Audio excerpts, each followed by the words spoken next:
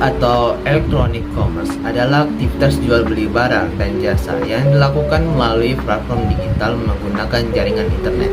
Secara lebih luas, e-commerce mencakup berbagai transaksi komersial yang dilakukan secara daring, termasuk pembayaran elektronik, layanan pelanggan, digital, serta sistem pengelolaan rantai pasokan berbasis teknologi.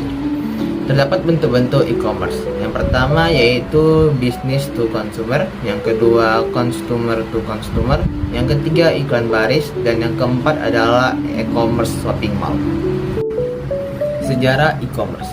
Perkembangan e-commerce dimulai sejak tahun 1962 dengan konsep dasar jaringan komputer oleh Dick Leader. Pada tahun 1969, ARPANET dikembangkannya menjadi cikal bakal internet. Tahun 1970 muncul Electronic Fund Transfer sebagai terobosan transfer dana elektronik antar bank. Pada tahun 1979, Electronic Data Interchange diperkenalkan untuk pertukaran data bisnis antar perusahaan. Era tahun 1990-an menjadi titik balik dengan munculnya World Wide Web, dan pada tahun 1994 berdiri Amazon and eBay yang mengembangkan model e-commerce modern. Sedangkan di Indonesia, e-commerce mulai berkembang sejak tahun 1996 dengan hadirnya di mall sebagai mall online pertama.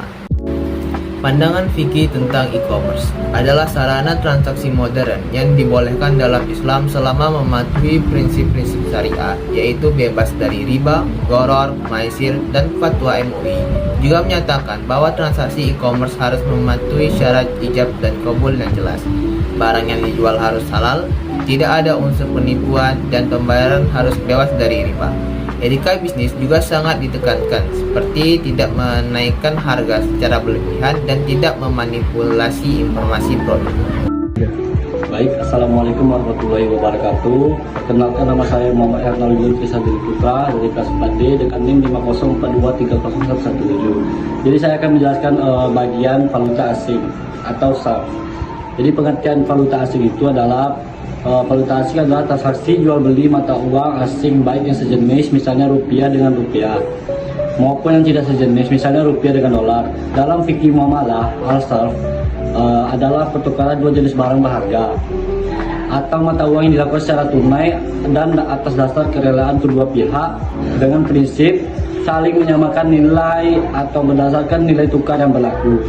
Bentuk jual beli valuta asing itu ada 4. Yang pertama itu transaksi spot, dan yang kedua pertukaran mata uang sejenis, dan ketiga pertukaran mata uang tidak sejenis, dan yang keempat transaksi forward, swap, atau option.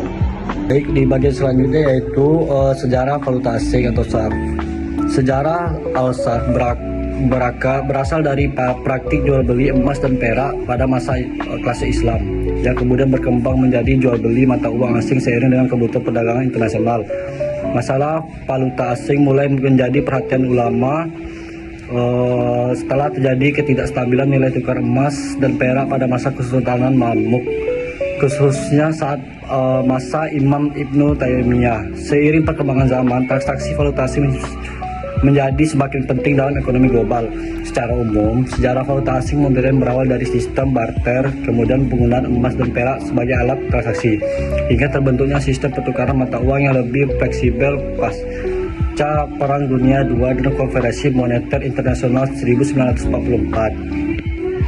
Yang terakhir yaitu pandangan fikih tentang valuta asing. Fikih memandang jual beli valuta asing al-sarf sebagai transaksi yang diperbolehkan atau mubah selama memenuhi prinsip-prinsip syariah.